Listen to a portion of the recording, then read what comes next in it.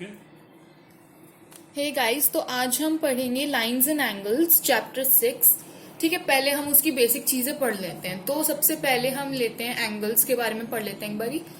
Acute angle, acute angle वो होता है जो 90 से कम, 0 से ज्यादा होता है। ठीक है, 90 से कम और 0 से ज्यादा।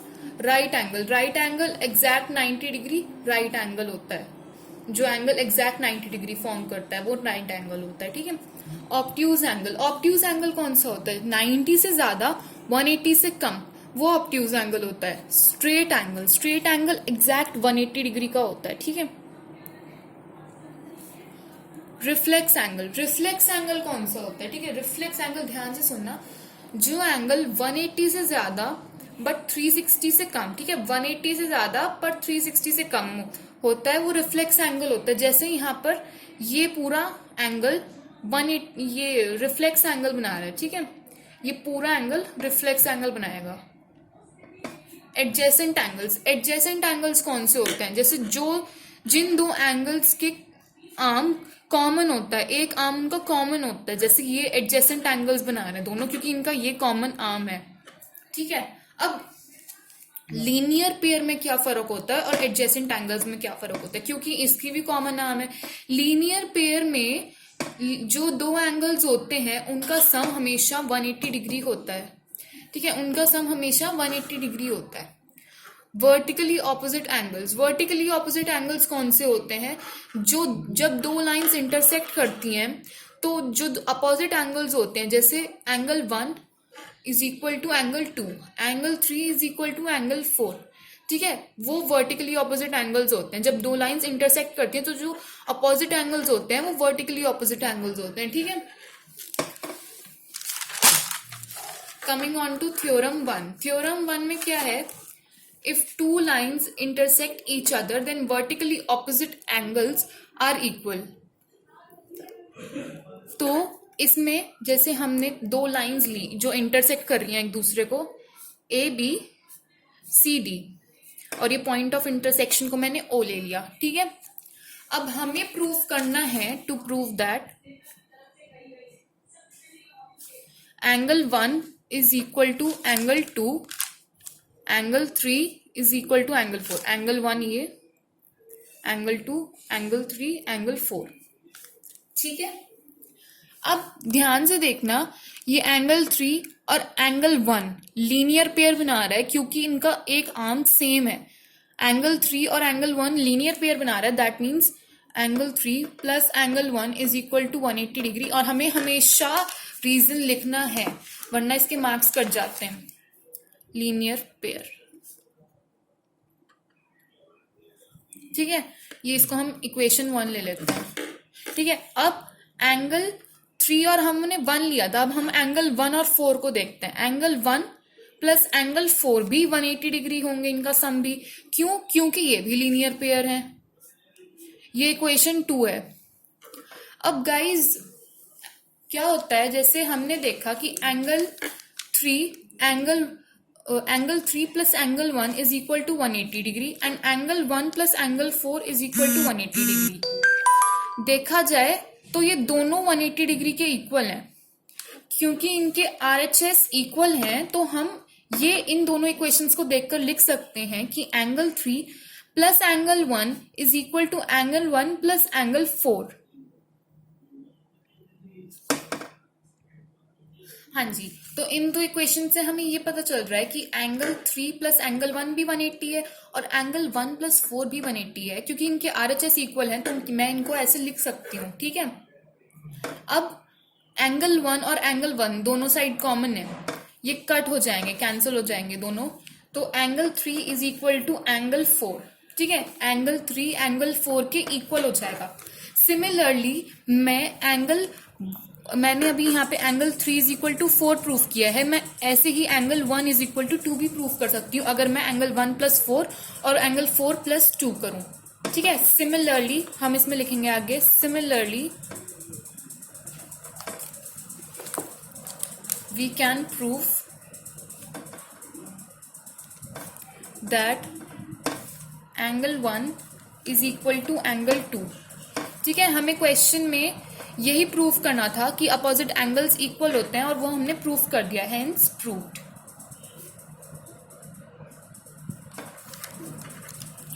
अब हमारा नेक्स्ट एग्जाम्पल है, हमें इसमें दिया है नेक्स्ट एग्जाम्पल में कि पी क्यू और आर एस इंटरसेक्ट करते हैं एक पॉइंट पे ओ पे, और एंगल पी ओ आर और आर ओ क्यू का रेशियो दिया है 5:7। ठीक है, हम इसको नोट कर लेते हैं पहले।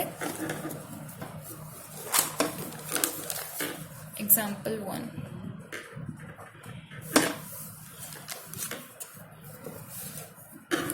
ये 2 लाइन्स हैं,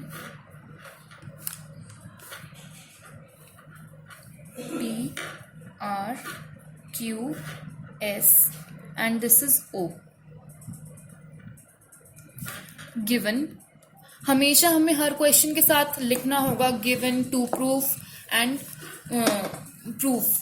ठीक है, अब हमें गिवन है इसमें कि पी ओ आर और आर ओ क्यू का रेशियो है 5:7। P O R ratio R O Q is equal to 5:7।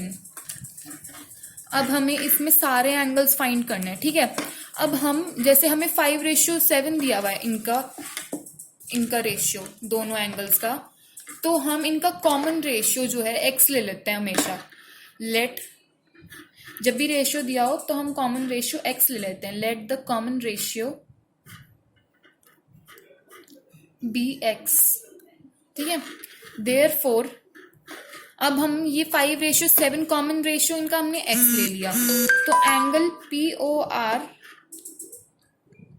Ratio R O Q को हम 5x और 7x लिख सकते हैं एंगल। ये 5x हो जाएगा और ये 7x। ठीक है, अब ये दोनों एंगल लीनियर पेयर फॉर्म कर रहे हैं, ये दोनों एंगल लीनियर पेयर फॉर्म कर रहे हैं, तो यानी कि 5x प्लस 7x। हम पहले ये लिखेंगे angle P O R plus R O Q is equal to 180 degree, reason linear pair.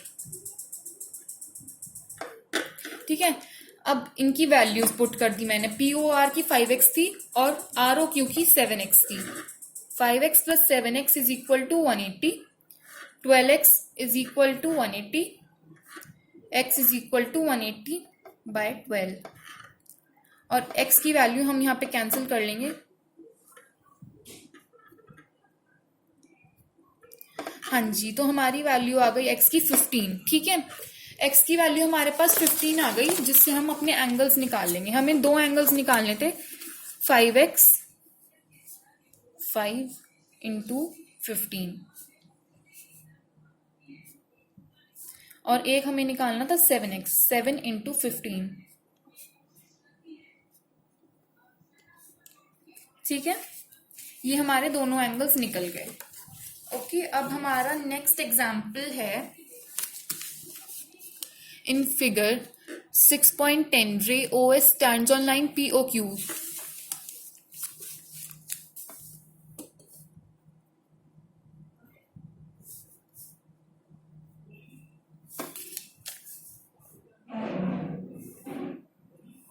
एक हमें ये लाइन पे हमारी OS स्टैंड करती है। उन्होंने अकॉर्डिंग टू क्वेश्चन उन्होंने हमें कहा है कि रे OS stands on a line POQ। POQ एक लाइन है जिसपे OS एक लाइन स्टैंड करती है। ठीक है, उन्होंने हमें कहा है आगे रे OR and OT R angle bisectors. Guys, आप लोग सोच रहे होगे कि इसमें फिगर भी दी हुई है, पर एग्जाम में ये फिगर नहीं आएगी, तो इसलिए ये बनाना आना चाहिए फिगर। OS उसमें स्टैंड करती है। अब उसमें हमें दिया है रे OR and OT R angle bisectors. OR and OT R angle bisectors of POS and SOQ। POS का OR है और इसका OT। ठीक है, अब बाइसेक्टर का क्या मतलब होता है कि इसने ये बाइसेक्टर है इस एंगल का, तो इसका मतलब ये और ये इक्वल है और ये भी इक्वल है। ठीक है, अब मैं यहाँ पे गिवन लिखूंगी given OR and OT are angle bisectors.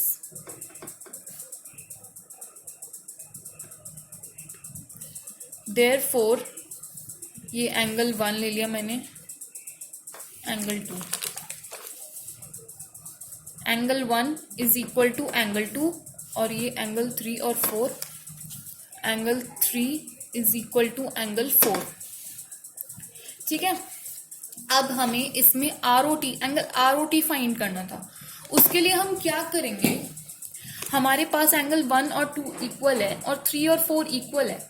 अगर हम इसको ऐसे ना देखें, हम ऐसे देखें कि एंगल पीओएस था हमारे पास, अगर हम इन दोनों को ना देखें, एंगल पीओएस और एसओक्यू लीनियर पेयर बना रहे हैं. Angle POS plus angle SOQ 180 degree हो जाएंगे बिकॉज ऑफ लीनियर पेयर. इनका सम 180 डिग्री होगा क्योंकि ये लीनियर पेयर है.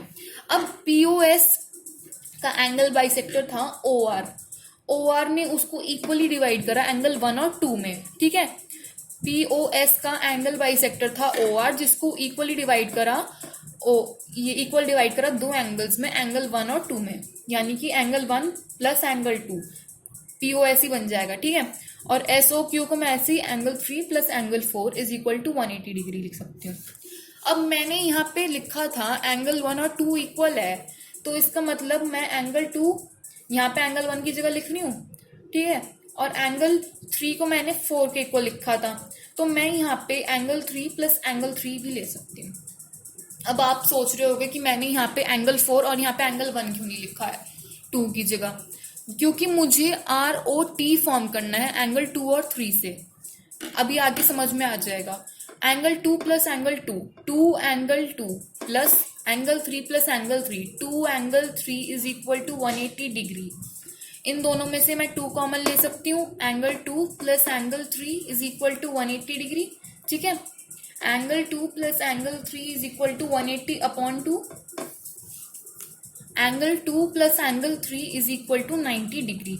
अब एंगल 2 प्लस एंगल 3 क्या बना रहा है, आर ओ टी. ठीक है. वही बन जाएगा जो हमें फाइंड करना था, angle R O T is equal to 90 degree. ठीक है. ये ऐसे हमने आर ओ टी फाइंड कर लिया. सो आई होप कि मेरा पढ़ाया हुआ आपको समझ में आया होगा. बाकी मैं आगे नेक्स्ट वीडियो में बनाऊंगी आगे से.